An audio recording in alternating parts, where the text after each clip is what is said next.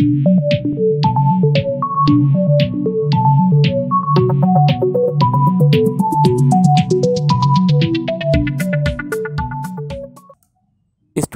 अब हमारे पास जो नेक्स्ट टॉपिक है वो हमारे पास है कंपोनेंट ऑफ अ वेक्टर, जिसके अंदर हम किसी वेक्टर को दो कंपोनेंट के अंदर तोड़ते हैं। इन कंपोनेंट को हम रेक्टेंगुलर कंपोनेंट्स भी कहते हैं। और ये रेक्टेंगुलर कंपोनेंट्स होते क्या हैं, हम इसकी तरफ देखते हैं। बेसिकली रेक्टेंगुलर कंपोनेंट्स क्या है कि किसी भी वेक्टर को हम दो हिस्सों में तोड़ते हैं, और जो वो दो हिस्से होते हैं उसमें से एक होता है हॉरिजॉन्टल और दूसरा होता है वर्टिकल। तो हम किसी एक वेक्टर को हॉरिजॉन्टल कंपोनेंट और वर्टिकल कंपोनेंट के अंदर तोड़ते हैं। अब जो कि हमारे पास यहाँ पे एक फिगर है, फिगर में अगर हम देखें तो हमारे पास ये जो एक वेक्टर ए से बी पॉइंट की तरफ जा रहा है, ये वेक्टर हमारे पास है 45 डिग्री पे।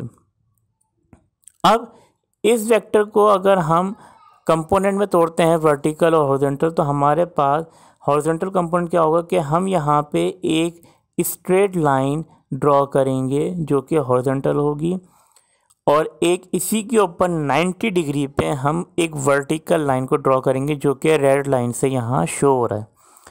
तो यहाँ पे हमारे पास विजुअली या ग्राफिकली हमने वर्टिकल और हॉरिजॉन्टल कंपोनेंट बना लिए। जो वर्टिकल कंपोनेंट है वो रेड लाइन की है, हॉरिजॉन्टल कंपोनेंट हमारे पास ब्लू लाइन की है।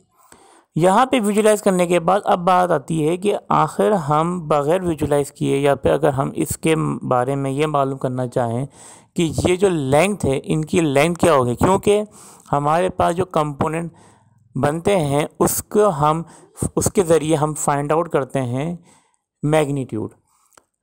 तो हम यहाँ पे पहले ये देखें कि आखिर ये जो कंपोनेंट है इनका अपना मैग्नीट्यूड क्या होगा। तो जो हॉरिजॉन्टल कंपोनेंट है उसको हम जिस फार्मूले से मालूम करते हैं मैग्नीट्यूड, वो है हमारे पास a मल्टीप्लाई कॉस थीटा। फार्मूले को समझते हैं। यहाँ पे a क्या है, a हमारा बेसिकली जैसे ये वेक्टर हमारे पास है, आप इसको सपोज करें ये वेक्टर a है, a टू b पॉइंट, और इसका अपना मैग्नीट्यूड अभी 16.97 है या 16 है। तो ये इसका मैग्नीट्यूड है जो कि हमें यहाँ पे रखना है और उसकी वैल्यू को मल्टीप्लाई करना है विथ कॉस थीटा। अब कॉस थीटा यहाँ पे कॉस हमारे पास एक ट्रिग्नोमेट्रिक फंक्शन है, इसके अंदर हमें जो एंगल है जो कि यहाँ पे आपको ग्रीन लाइन से शो हो रहा है 45 डिग्री, इस 45 डिग्री को हमें यहाँ रखना है और फिर इन दोनों की जो वैल्यू होगी उनको मल्टीप्लाई करना है। फिर हमारे पास जो आंसर आएगा वो आएगा हमारे पास एक्स कंपोनेंट। इसी तरह हमारे पास वाई कंपोनेंट के लिए भी यही फार्मूला कुछ तब्दील होगा, तमाम चीज़ें सेम हैं, सिर्फ इसमें ट्रिग्नोमेट्रिक फंक्शन कॉस की जगह साइन थीटा इस्तेमाल होगा। जब हम यहाँ पे साइन थीटा यूज़ करेंगे तो हमारे पास वाई कंपोनेंट की वैल्यू आ जाएगी। इसको हम किसी एक एग्जाम्पल से समझने की कोशिश करते हैं। हम अगली स्लाइड पे जाते हैं। अब यहाँ पे हमारा जो टॉपिक है कि आखिर हम किसी भी रेक्टेंगुलर कंपोनेंट को बनाएंगे या किसी वेक्टर को हम कंपोनेंट के अंदर तोड़ते हैं तो कैसे करेंगे। उसके लिए हमारे पास एग्जांपल मौजूद है स्लाइड पे कि हमारे पास वेक्टर है जिसका मैग्नीट्यूड है 4 और उसका जो एंगल है वो है 30 डिग्री। हमें इसके एक्स और वाई कंपोनेंट मालूम करने हैं, तो हम शुरू करते हैं एक्स कंपोनेंट से।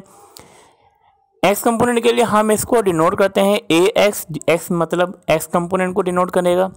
तो यहाँ पे हम एक्स कंपोनेंट के लिए जो फाइंड आउट करते हैं उसका फॉर्मूला है कि magnitude of vector multiply cos theta. तो यहाँ मैग्नीट्यूड हमारे पास वेक्टर का 4 है जो कि गिवन है, और साथ में हमारे पास यहाँ पे जो थीटा है वो है 30 डिग्री। तो यहाँ cos 30 की वैल्यू जो है वो होती है 0.866। ये आप ट्रिग्नोमेट्रिक टेबल जो है इसमें से देख सकते हैं, या फिर हमारे पास आजकल बहुत आसानी है कैलकुलेटर के ज़रिए फाइंड आउट कर सकते हैं। जो वैल्यू आए जो cos 30 की है उसको मल्टीप्लाई कर देंगे 4 से, जो मैग्नीट्यूड है हमारे पास वेक्टर का, गिवन वेक्टर का, और हमारे पास एक्स कंपोनेंट आ जाएगा 3.464। तो यहाँ पे हमारे पास हॉरिजॉन्टल कंपोनेंट आ गया कि आखिर हॉरिजॉन्टल कंपोनेंट जो कि हमें गिवन वेक्टर है उसकी वैल्यू क्या होगी, उसका मैग्नीट्यूड क्या होगा। अब बात करते हैं वाई कंपोनेंट। तो वाई कंपोनेंट के लिए हमारे पास सिर्फ यहाँ चेंज आएगा, वो आएगा ट्रिग्नोमेट्रिक फंक्शन का, बाकी और कुछ भी चेंज नहीं है। तो ये हमारे लिए बड़ी एक आसानी है। आप सिर्फ ये याद कर लें कि x के साथ कॉस होगा, y के साथ साइन होगा। तो ये बहुत अच्छा हो जाएगा आपके लिए समझने में और याद करने में, और पेपर में अगर प्रॉब्लम आती है तो उसको सॉल्व करने में।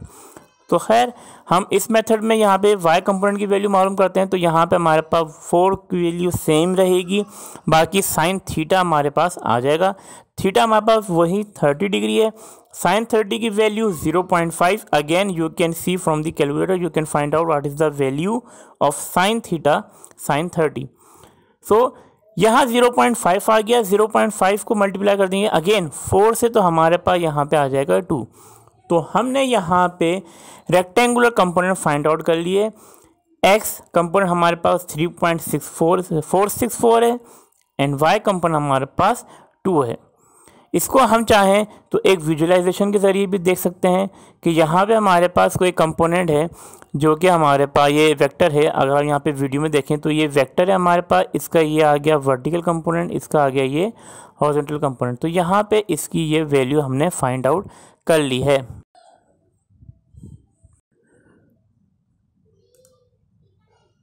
तो यहाँ पे हम जो है अब देखते हैं कि जो हमने भी एग्जांपल देखी उसको विजुलाइज करके देखते हैं कि हमारे पास एक वेक्टर है जो कि हमारे पास है 4 मीटर या 4 सेंटीमीटर, 4 यूनिट, कोई भी यूनिट हो, 4 लेंथ का है, 4 मैग्नीट्यूड का है, और इसका जो एंगल है हॉरिजॉन्टल से वो हमारे पास 30 डिग्री है। अब यहाँ पे अगर हम इसका वर्टिकल और हॉरिजॉन्टल कंपोनेंट देखते हैं तो ये हमारे पास हॉरिजॉन्टल कंपोनेंट है, ये आ गया, और ये आ गया हमारे पास वर्टिकल कंपोनेंट। अब आप खुद देख सकते हैं कि यहाँ पे जो वैल्यू है ये मैंने खुद नहीं लिखी, बल्कि इस सॉफ्टवेयर ने खुद कैलकुलेट की है 3.46 एंड 2। तो ये हमारे पास लाइव एग्जांपल है किसकी, कि हम अगर किसी वेक्टर को रिजॉल्व करते हैं उसके कंपोनेंट के अंदर तो आखिर वो कैसे होता है, उसका मेथड क्या है। ये है इसका simplest method.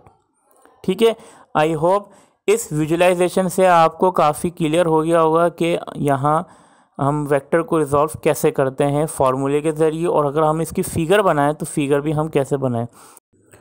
So thank you students for watching this video. I hope इस वीडियो से जो अभी लेक्चर दिया है फिज़िक्स के कॉन्सेप्ट आपको क्लियर हुए होंगे, और जो टॉपिक मैंने आपको कवर कराया है तो इस हवाले से अगर कोई क्वेश्चन हो तो काइंडली आस्क मी। इस सपोर्ट प्रोग्राम के ज़रिए आप मुझसे क्वेश्चन भी कर सकते हैं।